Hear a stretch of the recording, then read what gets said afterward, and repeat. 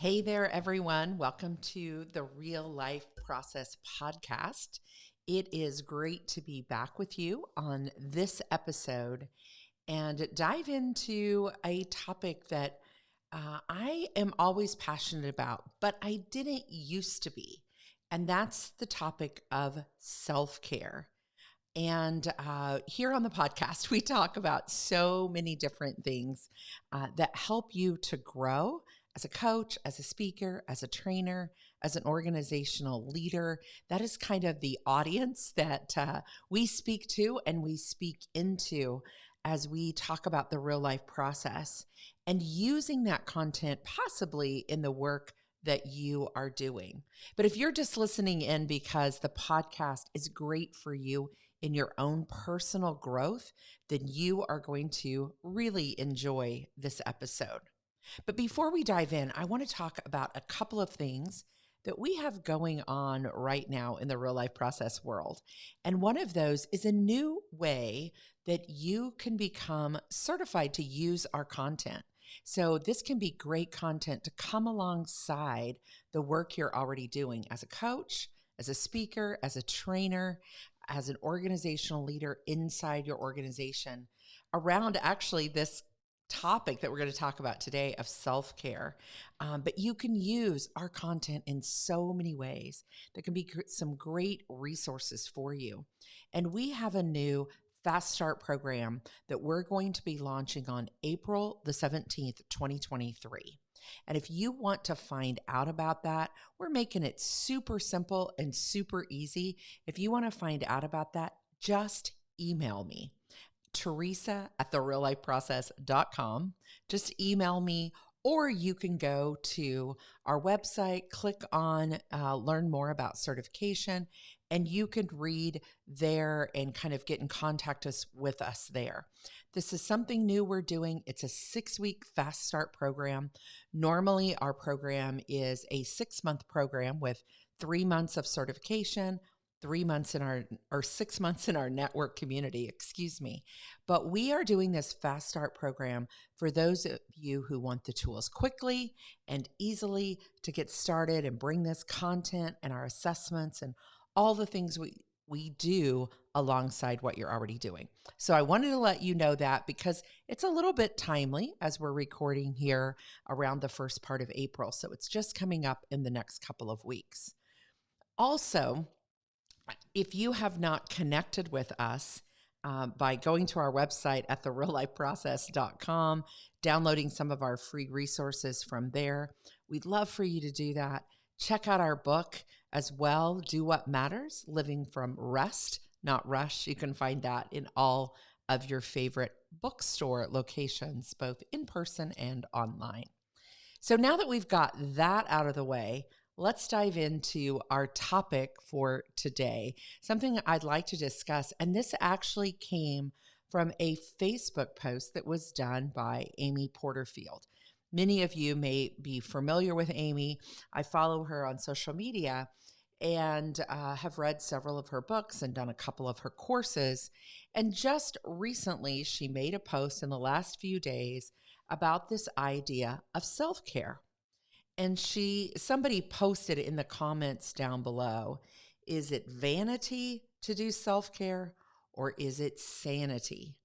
And I loved that phrase. It just really resonated with me because in my own story, and I hear this from so many of the clients that I work with, so many of our coaches that coach the real life process, that taking care of self is something that they struggle with.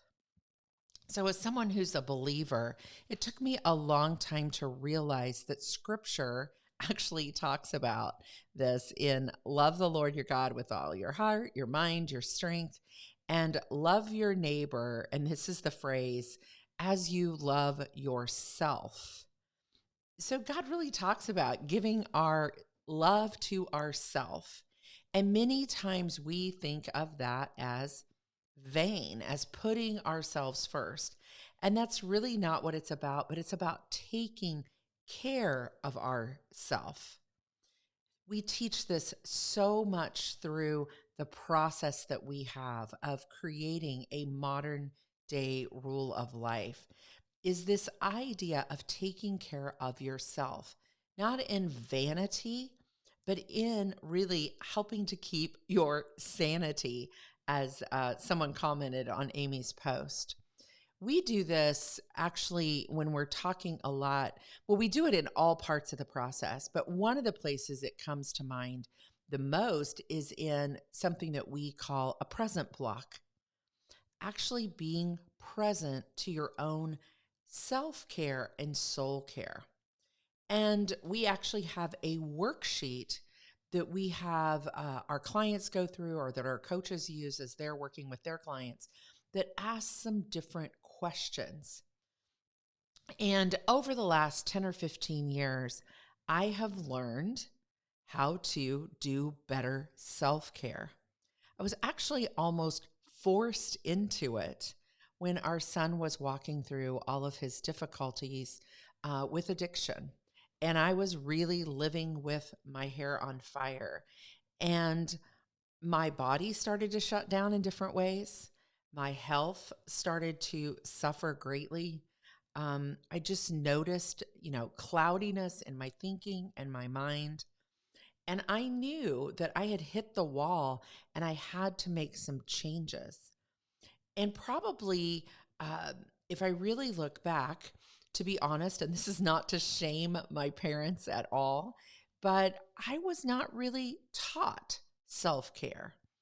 And sometimes we can think, oh, self care, that's going to sound so selfish. But I cannot be my best for others in the work that I am doing unless I take care of myself. So let me say that again. You can't be the best for those you love, for those that you want to serve, for the way that you want to show up in the work that you do, the way you want to show up in your everyday, ordinary life, unless you take care of self. So that could mean things like prioritizing your physical health, getting enough sleep. This is something I've worked on so much. And it's taken me a couple of years. I had a client ask me yesterday, how long did it take you to stop living with your hair on fire? And I would say it was probably a good 12 to 18 months to create some new rhythms, behaviors, and routines. And one of those was around my sleep. I actually worked with a health coach. I still work with him. And it was around sleep. What time do I go to bed and what time do I get up in the morning? And I am to the place now that if I go to sleep at my regular time, which is usually around 10:30, and I will automatically wake up at about 5:15 or 5:30, which is when I want to get up and begin my day. And so I hardly have to use an alarm anymore. I normally wake up now at that time. So I know my body's getting into a good rhythm of sleep. The other thing is staying hydrated. Drinking enough water is just good self care. That has nothing to do with vanity. That is just good for you. It's good for your skin, it's good for your body. And then, of course, eating nutritious food and trying to get in all those nutrients. And it's not going to be a perfect day. It's not about perfection. But how can you, say, I'm going to add one more glass of water every day. I'm going to drink a glass of water when I get up in the morning. I'm going to drink a glass of water before I go to bed at night to hydrate my body. How about your mental health? So your self-care and your soul care. What about that mental health piece? Again, when I was working with several women business owners yesterday in a group that I lead here in my local community, one of the words we were practicing was around this boundaries piece of saying no and the ability to say no. And speaking up and saying no. Again, as a believer, I think we see this modeled in scripture. I think we see this modeled by Jesus. I'm reading through some of the Gospels right now, just started in the book of Luke, and I see this modeled in scripture where Jesus said no. We've done enough for today. We need to go away. We need to rest. We need to have some self-compassion. We need to slow down. So when I teach about the word rest, REST, healthy relationships, full circle energy, head, heart, body connection, intentional slowing, purposeful time. These are all part of being in a good place with self. So this present block time that we teach in time management is about taking care of self. It is about the exercise, the self-development, the spiritual development piece, engaging in activities that bring joy. We talk about that in our process on what we call a day of renewal. How do you renew? How do you have a day set aside each week that you're just doing nothing? You have nothing on your calendar that you have to do. You have nothing planned. Or if it's planned, it's very engaging in relaxation. I took a day this past weekend and went shopping with my daughter. She's expecting our very first grandchild. And so we took a day and we went shopping and we looked for some baby clothes and we looked for some clothes for her and we looked for furniture. We had lunch together. It was so renewing and so good for my soul in self-care. So engaging in things that are joyful. Could you take a half a day? Could you start with a half a day? Could you start building towards a full day of renewal and a day of rest? These are all part of self-care. They have nothing to do with vanity. They have nothing to do with self-serving. They are about you living into your best real life. The other piece of this is maybe how you manage stress. So first we have the physical. How are we taking care of ourselves, getting enough sleep, the mental health part, and engaging in activities and renewing your mind in those ways. But then also on the flip side of that is the management of stress through things like prayer and deep breathing, journaling, writing, expression, having a great conversation, having someone that you talk to maybe on a regular basis. If that needs to be a therapist, then have a therapist. If it needs to be a coach, if it needs to be a spiritual director. But how are you managing the stress that's coming into your life? Might go back to that, where do you want to say no piece? Another part of this, I think, besides the physical, the mental, the management of stress in self-care is making time for reflection, making time for that quiet, intentional, slowing space. Now, for me, that has to be some actual physical places that I have set aside, a place where I pray and meditate and am alone with God, some outdoor spaces out on my porch and my hot tub. You've heard me talk about that if you've listened to the podcast for very long. But how am I able to create these places where I have a place that I can go away for self-reflection? I want you to imagine that place. What does it look like? What does it have in it? Does it have plants? Is it an outdoor space? Do you have a couple of different places because of where you live? Is it a place that you're drawn to? This is all a part of self-care.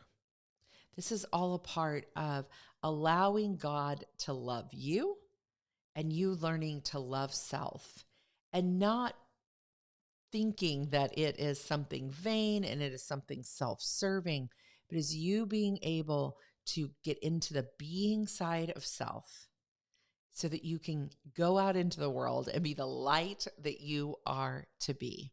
So self-care is not vanity, but it could be sanity for you as you spend time physically, mentally, managing the stress, and having some time for reflection as well in those places. Those are all things that we've built into our content here at the Real Life Process in the components that we have as we walk through those. And the reason that they're part of it is because that was a part of my story, is learning how to live from my being, not from my doing, to live from my real self into my real life, into the work that now I'm called to do in the world and that I feel passionate about, in helping you do the same, or helping you take this content out into the world as a coach, a speaker, a trainer, a leader within your organization. So thanks for hanging out with me today and spending just a little bit of time reflecting on self-care. Again, nothing new, nothing you probably haven't heard before, but I just pray that God puts something into your heart today from our conversation that you can carry forward and just say, oh yes, I needed to remember.